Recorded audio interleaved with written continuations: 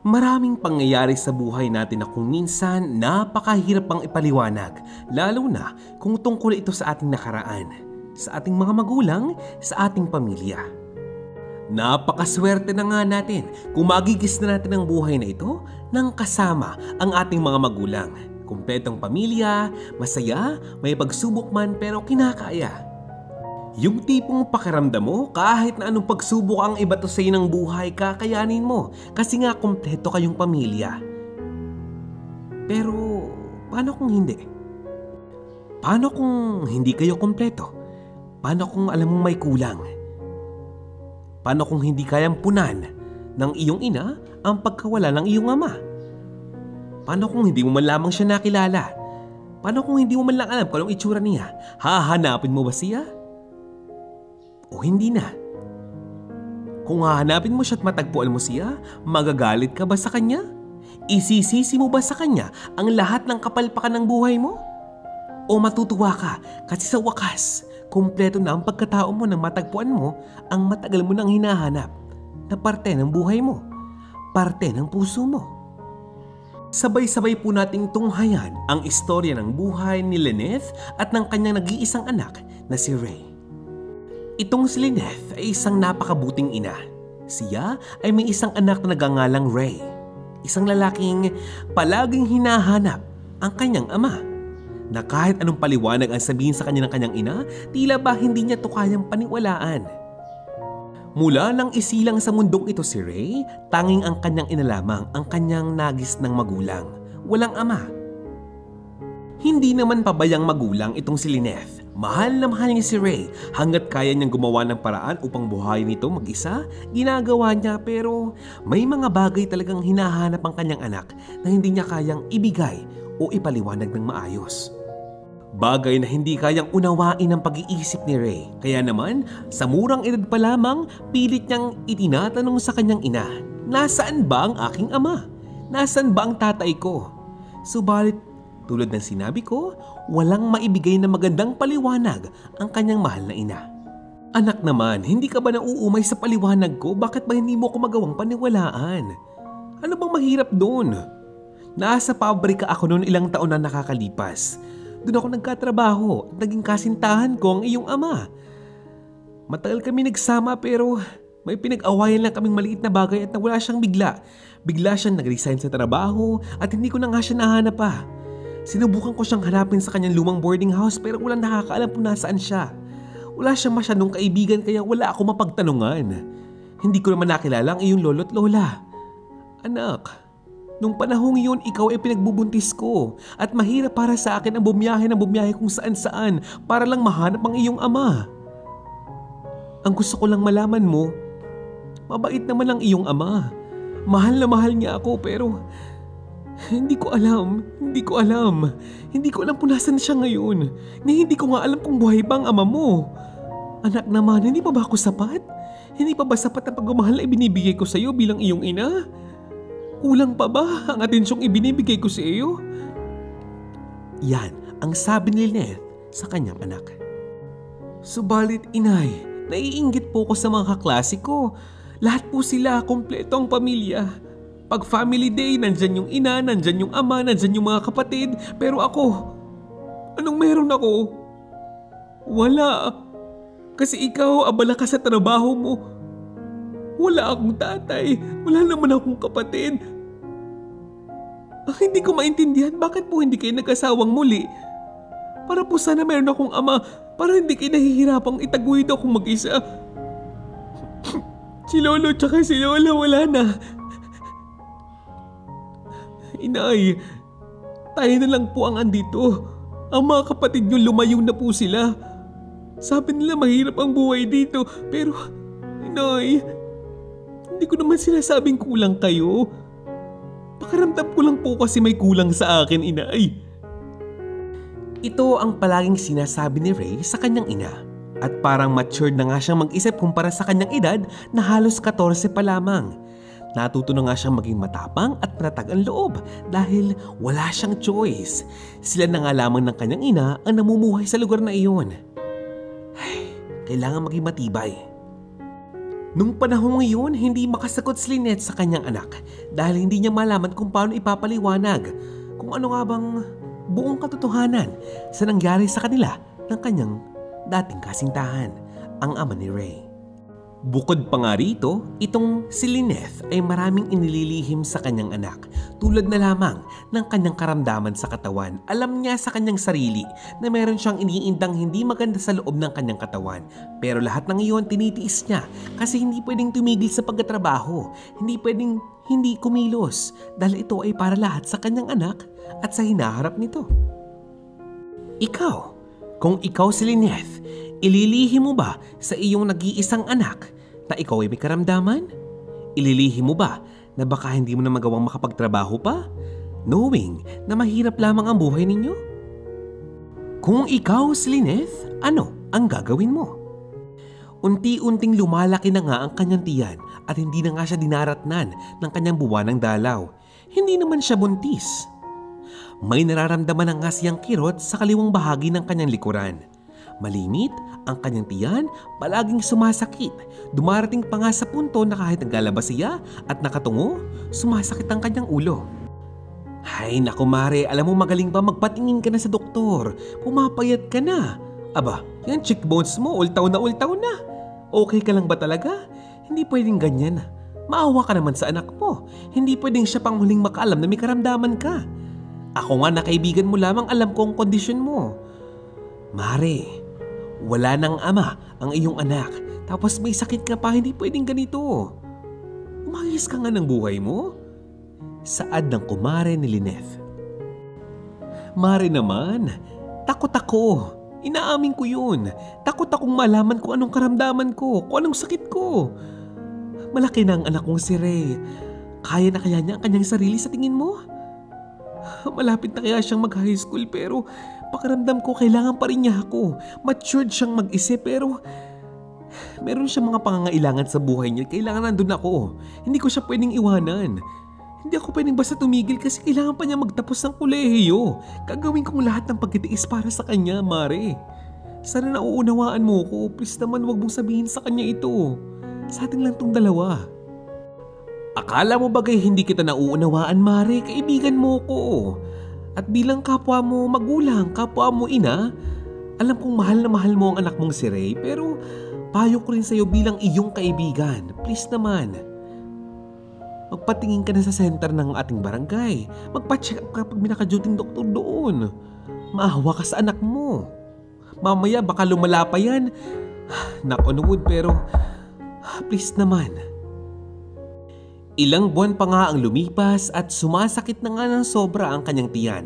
Itong si Lynette napapaluhan na nga sa sobrang sakit.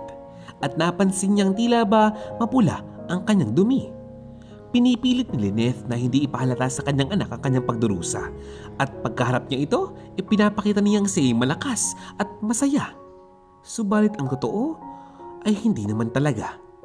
Isang araw, nagpasya na nga siyang tumungo ng health center upang humingi ng tulong sa mga doktor doon. Tao po. Magandang araw po. Ako po si Lynette, taga-barangay Kaawaan, pero may doktor po ba ngayong available? Nagkataon namang napakaraming tao sa health center nung araw na iyon. Hindi na nga narinig pa ni Lynette ang sinabi ng kanyang kausap dahil bigla siyang natumba at nawala ng malay. Napakasama kasi ng tindi ng init nung araw na iyon. Nagkagulo ang mga tao sa center. Napasama pa kasi ang bagsak ng kanyang katawan. Napatama pa ang kanyang ulo sa hagdan. Ngayon, comatose na itong si Lynette. Mabuti na lamang at nandun ang patrol. Agad naman siyang dinala sa ospital. Pero talagang malala ang tama sa kanya. Maging ng mga doktor, napailing na. Pagkatapos ng ilang mga test, nadiskubre nga ng mga doktor na itong si Lynette ay merong stage 4 colon cancer. Kawawang Lynette, napakatindi ng kanyang paghihirap, tiniis pa niya ng tiniis at ngayon mas malalang problema na ang kanyang haharapin. Ang tanong, siya nga ba talaga ang haharap ng problemang ito o ang kanyang naiwang anak na si Ray? Maya-maya pa dumating na nga sa ospital na iyon ang kumare ni Lynette na si Vinia. Hindi kasi makakarating si Ray. Hindi niya alam ang pangyayari sa kanyang ina dahil siya ay nasa paaralan at nag-aaral. Nung parting alas 12 na, lunch break na nga ni Ray, ginusto niyang umuwi ng bahay dahil nais niyang matikman ang paborito niyang ulam na luto ng kanyang ina. Dahil yun ang kanilang usapan. Kaya nga lang nung malapit na siya sa kanilang bahay, narinig niya ang sigaw ng kanyang mga kapitbahay at sinabing, Ray! Ray, bilisan mo! Ang nanay mo na sa ospital. Ano bang ginagawa mo pa rito? Nahulog sa hagdanan ng barangay hall. Ano ba? Kumilos ka na! Comatose ang nanay mo ngayon. Dagling binitawan ni Ray ang kanyang malaking bag at halos di pa rin nga ni Ray ang kalye. Marating lamang niya ang ospital. Napakabilis ng kanyang takbo at hanggang ginagawa niya iyon, nag-iisip siya na paano ang kanyang ina. Sinalubong naman siya ni Vinia, ang kumare ng kanyang ina, dahil bawal daw pumasok sa loob ng ICU ang kaanak ng pasyente. Aling Vinia, ano po bang problema? Ano po nangyari sa aking inay? Sabihin niyo po. Ray, kumalma ka. Makinig ka sa akin. Ray, ang iyong ina ay comatose na at sabi ng mga doktor, malala ang tama na ang ulo niya sa may hagdanan at may sakit ang iyong ina. Kaya nawalan siya ng malay nung panahon ngayon. May colon cancer ang iyong ina, stage 4 na ito. Ray, patawad pero 50-50 na ang kanyang kalagayan ngayon. Kumalma? Mag-relax? Aling Vinya, narinig mo ba sarili mo? Yung nanay ko nasa loob ng ICU. Comatose. May colon cancer stage 4, 50-50. Kumalma? Wala naman siya sinasabi sa akin ganito. Wala naman siyang inaamin ganito sa akin. Maaaring inilihim niya ito sa'yo dahil iniingatan ka niya, ayaw niya mag-alala ka sa kanya. Ray, lakasan mo ang loob mo. Pero ikaw na munang mahalang magbantay sa kanya ha, kung lumabas siya ng ICU. Kailangan ko munang umuwi at babalikan kita mamaya ha. Naiwan ko ang mga anak ko sa bahay. Andun lamang yung panganay ko kaya nakaalis ako ng bahay kanina pero basta babalik ako mamaya ha. Dadalang kita ng pagkain, huwag kang mag-alala. Patakbong nagtungo itong si Ray sa maliit na chapel ng ospital na iyon. Nanalangin siya. Tila ba kinakausap niya ang Panginoon sa kanyang panalangin. Lord, hindi naman ako relihiyoso. Hindi naman ako madasalin, pero Panginoon, ibibigay ko po ang lahat-lahat sa inyo. Gagawin ko po ang lahat. Buhayin niyo lang po ang nanay ko. Iligtas niyo po ang nanay ko, Panginoon. Wala na po akong ama. Wala na po akong ama. Mawawalan pa ba ako ng ina? Panginoon, kung naririnig niyo po ako, Panginoon, pagaling niyo po ang aking ina. Dumaan na nga ang magdamag at halos 2 araw, wala pa rin nagbabago sa kondisyon ng ina ni Ray. At hanggang ngayon, si Ray nakabantay pa rin sa ospital, hinihintay na magising ang kanyang mahal na ina. Inaasikaso naman ng kanilang barangay captain, ang PhilHealth at iba pang mga bayarin ng pamilya ni Ray. Madalas namang magtungo si Vinia sa ospital upang palitan sa pagbabantay itong si Ray para makauwi ito at makatulog ng kaunti para makaligo at makapagpalit ng damit. Tapos palitan silang muli ng pagbabantay. Maghihintay ng balita kung kamusta na itong si Lynette. Ray, pasensya ka na sa akin ha. Pasensya na, alam naman buhay ko, hindi ba? Hindi ako mayaman, mahirap lamang kami tulad ninyo. Marami pa akong anak. Kaya ito lamang ang magagawa ko para matulungan ka, ang magabayan ka.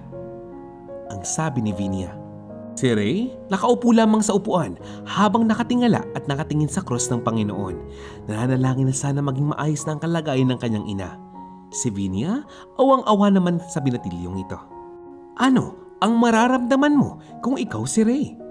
Wala kang kamag-anak sa tabi mo. Walang mga kapatid, walang mga tiyahin, walang lolo't lola. Nagagabay sa'yo, aagapay sa'yo at susuporta sa'yo. Ang totoo niyan, meron pang 2 kapatid si Lynette. Kaya lang, patay na ang mga ito. Kung meron naman siyang kamag-anak, taga-malayo ang mga ito. At tila ba walang pakialam sa kanila. Bakit nga naman magkakaroon? Samantalang isang kahig, isang tuka lamang ang buhay ni Lynette at ni Ray. Lumipas pa ang 3 araw at bumigay na nga ang katawan ni Lynette. Patay na nga siya sa 4th araw. Wala nang mailuha pa itong si Ray. Nailibing naman ng maayos ang katawan ni Lynette sa tulong ng mga kaibigan niya at ilang mga kakilala. Siyempre sa tulong din ng kanilang barangay captain. Magmula nga noon, mag-isa na lamang sa buhay si Ray. Walang kapatid, walang ina, walang ama, walang pamilya. Mag-isa na lamang siya sa buhay at sa bahay nila. Hindi naman siya magawang alokin ni Vinia na sa kanila tumira dahil nga napakaraming bata sa loob at maliit lamang ang kanilang bahay. Subalit nangako siya kay Lynette bago ito ilibing na babantayan niya itong si Ray. Ito kasing si Vinia, ang totoo niyan, siya ay ninang nitong si Ray. Si Ray ay isang bukod tanging mag-aaral. Akalain mo, kaya niyang pumasok sa paaralan nang halos walang dalang pera. Kasi nga malapit lamang ang paaralan sa kanyang bahay. Marami siyang pangarap para sa kanyang buhay, para sa kanyang kinabukasan kasama ang kanyang mahal na ina. Sabi niya noong bata pa siya, nais niyang maging doktor upang magawa niyang gamutin ang lahat ng karamdaman ng kanyang kapwa lalo na ng kanyang inang tumatanda na. Sabi niya, nais niya maging engineer o kaya arkitekto upang makabuo ng isang napakagandang bahay para sa kanyang ina, para mas komportable, mas maganda, mas masaya. Dati nga, ikinukwento pa niya sa mga tao na nais niya rin maging chef para daw maipagluto niya ng masarap na pagkain ng kanyang pamilya, lalo na ang kanyang ina. Kaya nga lang nang mawala si Lynette sa mundong ito, kasabay na niya naglaho ang mga pangarap sa buhay ni Ray. Magmula nang mawala si Lynette, hindi na nga pumasok ng paaral ng batang ito. Pinabayaan na nga niya ang kanyang sarili. Kung makikita mo siya, napakalago ng kanyang buhok. Ang kanyang balbas ay tila ba medyo humahaba na. Napakatangkad pa naman niya. Pero parang namamayat dahil hindi na nga siya nakakakain ng masarap at masustansyang pagkain kumpara noon. Kaya ngayon, itong kanyang ninang Vinia, inaabutan na lamang siya ng masarap na lutong ulam. Subalit, saan ba aabuti yun? Hindi mabubusog ng pagkain ang malungkot na puso nitong si Ray. Isang araw, habang naglalakad itong si Ray, ay iniisip niya, para sa ba ang buhay kong ito? Ano pa bang pwede kong gawin sa buhay kong ito? Wala na akong pakialam sa sarili ko. Lakad-lakad, lakad-lakad, biglang lumakas ang hangin at napalingon siya sa isang bus station. Nakalagay doon, Cubao. Naisip niya, ano kaya kung magpunta ako ng Cubao? Saan ba yung Cubao? Anong gagawin ko sa Cubao? Bahala na. Sumakay ng bus itong si Ray papuntang Cubao. At nang makarating nga siya ng EDSA, aba, nagpalaboy-laboy siya doon. Namamalimos, nanghihingi ng pagkain, aawayin ng mga rugby boys, tatakbo at walang katapusang pagtakbo. Lahat lang ng tao binangga niya, hanggang ang mga sindikato, tinatakbuhan na rin niya ngayon. Tinataguan dahil meron siyang nakaaway na miyembro nito. Napakapayat na nga ni Ray ngayon, halos napakadumi na nga niya at napakabaho pa. Mistulang taong grasa na ang kanyang sapatos, butas-butas na at medyo basa pa. Hanggang isang gabi, inatake siya ng napakataas na lagnat. Nahimatay siya at natumba sa kalye. Sakto namang may sasakyang dumaan, ito ay sasakyan ng junk shop. Mga basura at lata ang laman nito. Hoy! Shh! Hoy!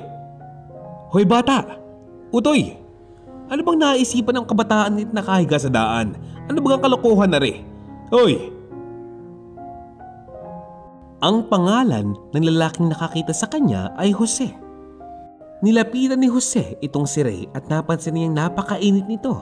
Agad niya itong binuhat at dinala sa pagamutan. Ayaw pang tanggapin ng guard at ng mga nurse ang batang ito dahil batang lansangan daw ito. Kaya naman nagalit si Jose at sinabing ire-report niya ang ospital na iyon kapag hindi ginamot ang binatilyong si Ray. Nakakalungkot lang talagang isipin dahil may mga lugar talaga, mga klase ng ospital na pinipili ang klase ng pasyenteng kaya nilang tanggapin. Kapag mukhang pera, go. Pero pag mukhang mahirap, no. Mabuti na lamang at may pera si Ray nung panahon ngayon. Ipinakita niya sa mga doktor na may pera siya kaya dapat gamutin na ang binatilyong ito dahil kaawa-awa naman. Maya-maya pa, bumaba na ang lagnat ng batang si Ray. Iho, gumising ka. Nakikita mo ba ako? Naririnig mo ba ako? Taga saan ka baga?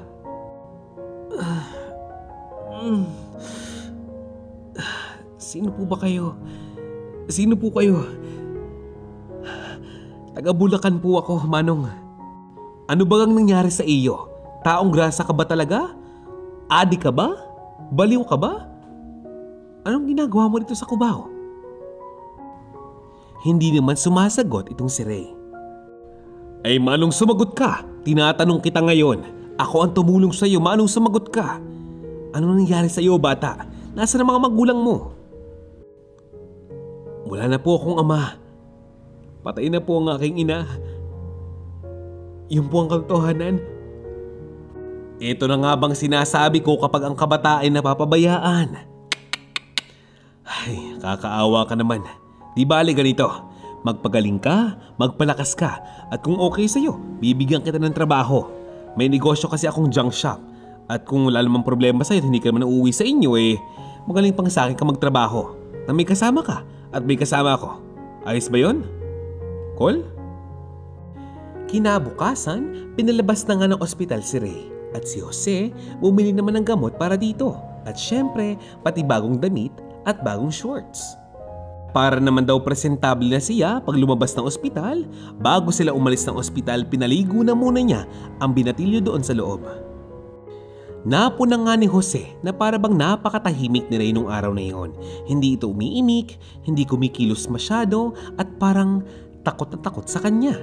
Kaya naman pinakalma niya ito at dinaan sa isang fast food chain. Kumain sila at nagkwentuhan. Abay sadyang ganyan pag gutom. Kumain ka lamang. Alam mo kahit ako, pag mag-isa ako, tahimik lang din ako.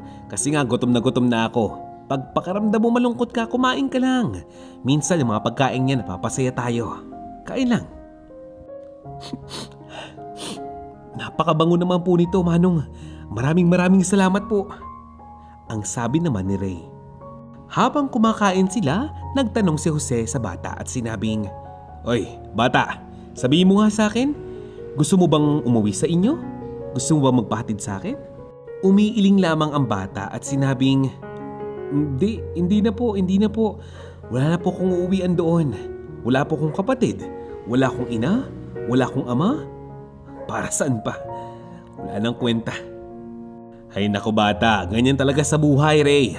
Minsan napakarami mong kasama, pamilya, kaibigan, kakilala. Pero darating talaga ang puntong aalis sila. Iiwanan ka. Yung mga taong pinapahalagan mo, iiwanan ka. Walang pasabi pa nga kung minsan Mang Jose, bakit nga po kaya ganun Kung sino po yung mahal na mahal natin, sila pa yung mangiiwan sa atin. Ray, ano man ang mangyari, kahit pa yung taong pinakamamahal mo sa buhay mo, ang umalis sa tabi mo, iwanan ka mag-isa, tanggapin mo yun. Intindihin mo, unawain mo, at lagi mong tandaan, lagi mong isiksik sa kokote mo. Kahit na iwanan ka ng lahat ng mga tao sa paligid mo, okay lang yan. Ang mahalaga, huwag mong pabayaan ang sarili mo. Ibigay mo sa sarili mo yung pagmamahal na hindi kayang ibigay sa iyo ng kapwa mo. Kapag nagawa mong ibigay sa sarili mo yung pagmamahal na gusto mong ibigay sa iyo ng kapwa mo, marirealize mo na hindi ka pala mag-isa. Merong isang tao, may isang nilalang sa mundong ito na kahit na kailan, hindi ka kinalimutan, hindi ka pinabayaan, at kahit na kailan, hindi ka iniwan. Mang Jose naman akala ko napakaseryoso ninyo. Parang may pagka-horror pala kayo sige, kumain na lang po tayo, Manong. Kayo talaga. Napangiti naman si Mang Jose nang makita niya ang napakagandang ngiti ng batang ito. Hindi niya maipaliwanag pero parang pamilyar. Habang naglalakad palabas ng kainan itong si Mang Jose at si Ray, naitanong naman itong si Ray kay Mang Jose na, Manong, may anak po ba kayo? May asawa po kayo, Manong? Oo. Dati. Dati meron pero hindi kami nagkaanak Siguro hindi gusto ng Panginoon kaya ayun. Tapos dahil tambay pa lang ako noon, wala bata-bata pa kaya medyo pabaya sa sarili, walang trabaho, iniwan ako ng asawa ko at sumama sa isang mayaman. At doon na nga nagsimula ang pagiging magkaibigan ni Mang Jose at ni Ray. Tila ba habang dumadaan ang mga panahon, mas nagiging malalim ang kanilang koneksyon. Hanggang sa makarating na nga sila sa junk shop nitong si Mang Jose. At doon nalaman ni Mang Jose na magkapangalan pala sila halos ng batang si Ray. Tingnan mo nga naman ang pagkakataon, Ray. Ang pangalan mo, halos kapareho ng pangalan ko. Ang pangalan ko ay Reynaldo Jose. halos pareho pala tayo, bata. Nga naman ang pagkakataon na napakamapagbiro. Ano ngayon kung pareho tayo ng pangalan? At least mas gwapo ko sa iyong kabataan mo. Siguro. Biro lang, Mang Jose. Salamat nga po pala kasi pinatuloy niyo ako sa bahay ninyo. Tsaka po sa trabaho po ninyo, boss. Boss ko na po kayo ngayon, di ba? Salamat po talaga. Niligtas niyo po ako. Maraming salamat po, Manong. Ang pag-aaring junk shop ni Mang Jose ay medyo malawak at halatang matagal na nga itong negosyo nito. Alam mo ba, bata? Ray, madami na akong inampong katulad mo, pero lahat sila mga walang pangarap. Basta na.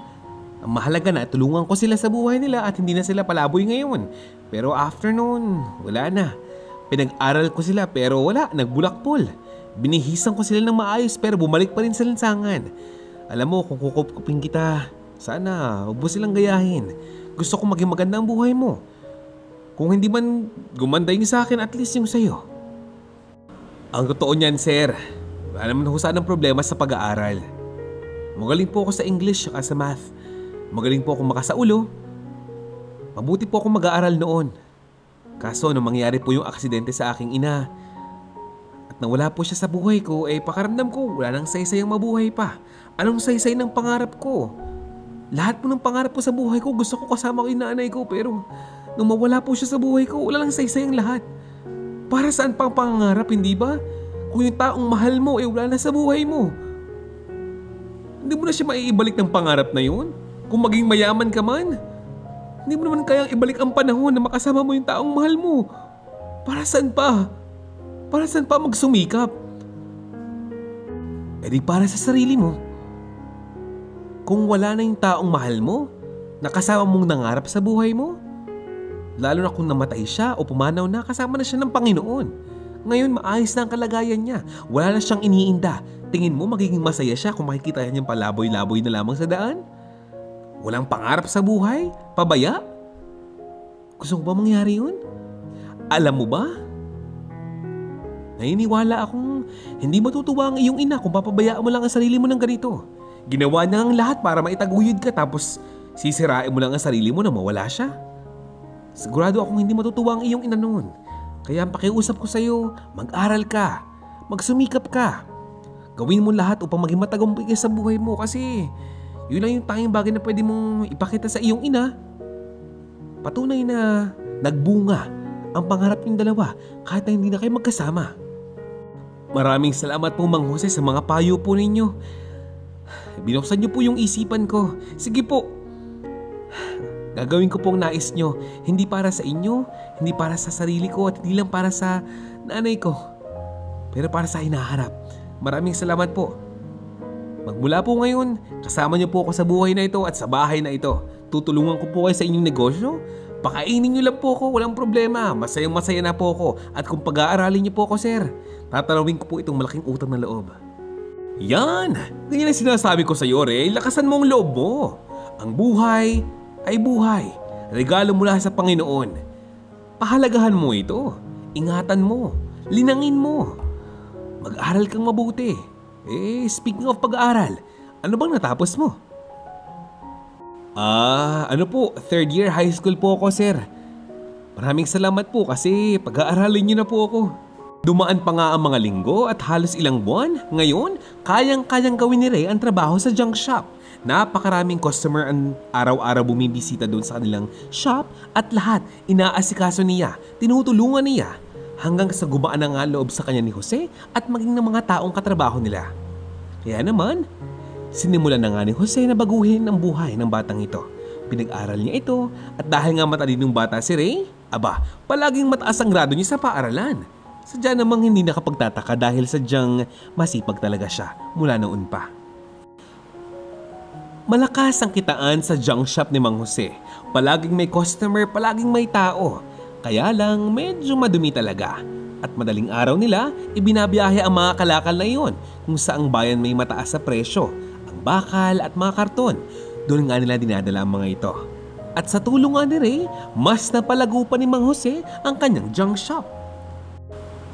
Bata, maraming salamat sa tulong mo. Alam mo, napag-isip-isip ko na bakit hindi mo ituloy ang pag-aaral mo hanggang kolehiyo. Kung may bigyan ka ng pagkakataong makapag-kolehiyo, ano bang kursong kukuhanin mo, bata? Nakakahiya naman po. Kayo pong bahala, sir.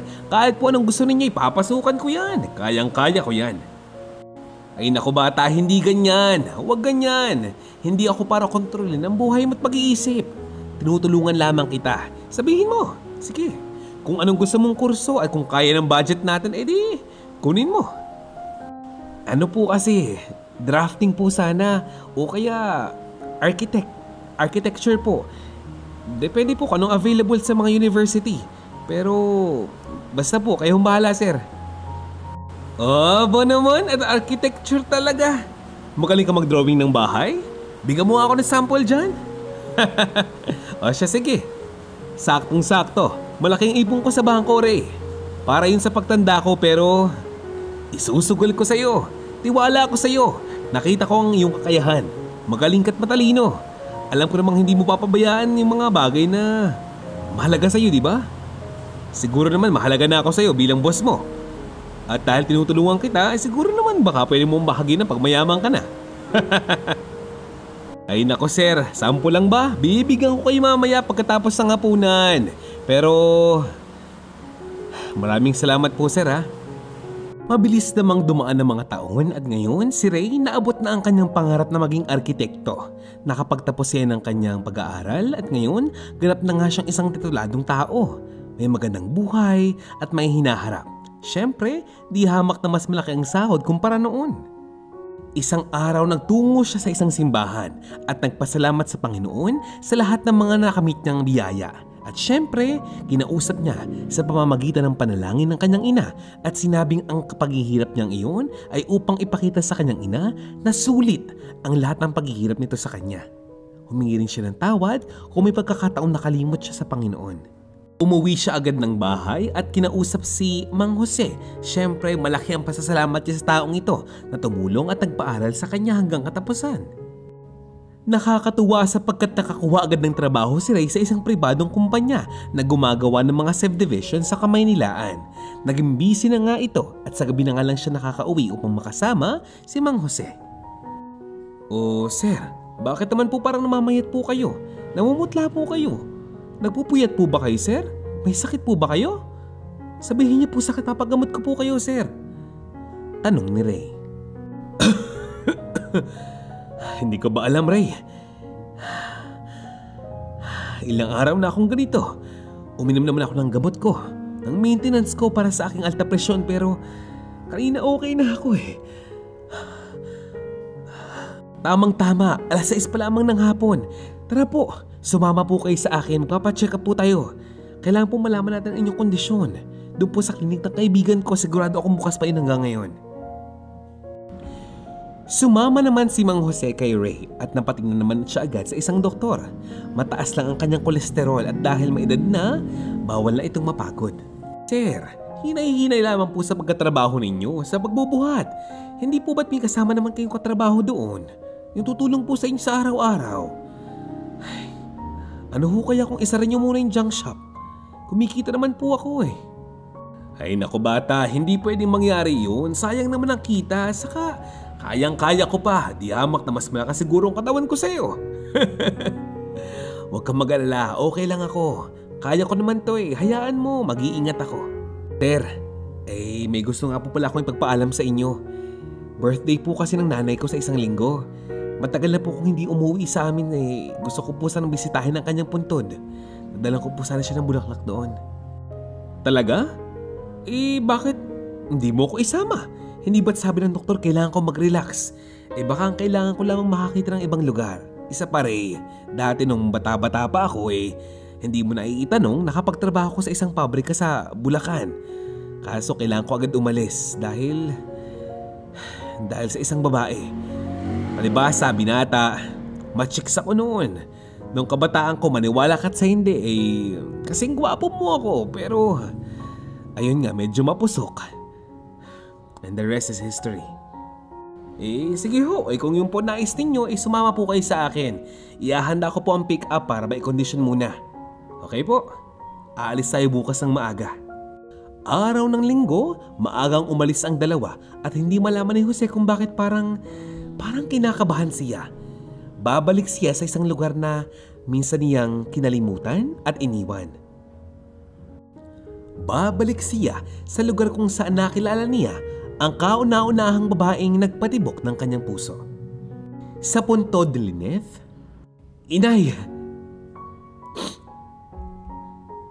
Inay, miss na miss ko na po kayo. Andito na po ako sa harapan po ninyo. Kasama ko nga po pala si Sir Jose. Siya po yung umampun sa akin. Tinulungan po niya ako makapag-aral, Inay. Tinulungan po niya ako maabot ko ang pangarap ko. Inay, may architect na po kayong anak. Sayang kasi hindi ko na po kayo may pagmagawa ng magandang bahay.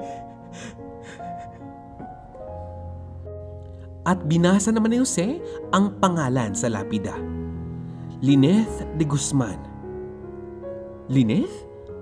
Diyos ko. Ray, nanay mo si Lynette? Kaya pala parang pamilyar ka sa akin Ang apelyido mo, ang pangalan mo. Ano to? Siyempre man po, anak po ko ng nanay ko. Pareho po kami ng... Ano po ibig niyo bang sabihin, sir? Kilala niyo po bang nanay ko? Kaibigan niyo po ba siya? Hawak-hawak ni Jose ang kanyang dibdib at napaupo na nga siya. Sir, okay lang po ba kayo, Sir Jose? Sir, magsalita po kayo. May problema po ba? Wala bang nabanggit ang iyong ina tungkol sa akin? Nag-isip ng mabuti si Ray at napaluha ito. Napatingin siya kay Mang Jose at sinabing, palaging binabanggit sa akin ng aking ina na mayroon siyang naging kasintahan noon sa trabaho sa pabrika. Nabuntis siya nito. At nung araw na sasabihin niya sa kanyang kasintahan na nagdadalang tao siya, saktong nagtalo naman sila. Nag-away sila. Umalis ang aking tunay na ama at hindi na siya nagpakita pang muli. Walang bakas na iniwan. Ang sabi po ng nanay ko, kaya po Reynaldo ang pangalan ko kasi isinulid po sa pangalan ng aking ama. Sir, kayo po ba Kayo po bang tatay ko? Kayo po ba tatay ko, sir? Niyakap ng mahigpit ni Mang Jose itong si Ray at sinabing, oo anak. Anak kita, Ray. Diyos ko, Lynette. Natagpuan ko ang ating anak. Hindi ko malang alam. Patawarin mo ako, anak. Hindi ko alam. Ipagpatawad mo. Pagpatawad mo ang pagkukulang ko sa iyo. Panginoon, salamat po at nakilala ko ang aking anak bago kumawala sa mundong ito. Ang hagulgol ni Jose. Maligayang maligaya ang mag-amang ito dahil ngayon natagpuan na nga nila ang isa't isa. At itong si Ray, hindi siya para kagalitan ang kanyang tunay na ama. Hindi siya para magtanim ng galit dito dahil wala namang alam ang kanyang ama sa pagbubuntis ng kanyang ina noon. Para kay Ray, ang mahalaga, tila ba na kumpleto na ang pagkukulang na meron sa kanyang puso. Kumpleto na ang kanyang pamilya kahit papaano. Wala man ang kanyang ina, at least ngayon, kasama naman niya ang kanyang tunay na ama. At napatunayan niyang isang mabuting tao ang kanyang tunay na ama dahil sa matagal na panahon, sila ang magkasama. Lynette, patawarin mo ko sa pagkukulang ko sa iyo. Alam kong masaya ka na ngayon. Uuwi na kami ng aking anak. Pangako ko sa iyo, hindi ko siya papabayaan hanggat nabubuhay ako. Babawi ako sa kanya. At sa konting panahon pa ng buhay ko, iaalay ko ang lahat ng ito para sa anak natin. Ito ang pamamaalam ni Jose sa puntod ni Lynette. Inay, maraming salamat po sa lahat ng tulong niyo po sa buhay ko. Hindi ko po kayo malilimutan, Inay. Mahal na mahal ko po kayo. Paalam po sa inyo. Ngayon, kasama ko na po ang tatay ko at napakasaya ko po. Sana po maligaya kayo para sa akin, Nay. At isang paru-paro ang dumapo sa dalawa at lalo silang napaluha. Alam nila na kahit papaano, sa ganitong paraan, si Lynette ay nagpaparamdam sa kanila na siya ay masaya para sa pagkikita ng kanyang mag-ama.